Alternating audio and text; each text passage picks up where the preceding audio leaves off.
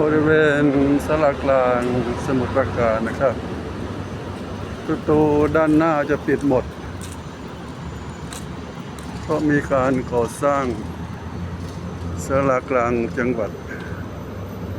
หลังใหม่บริเวณนี้นะครับ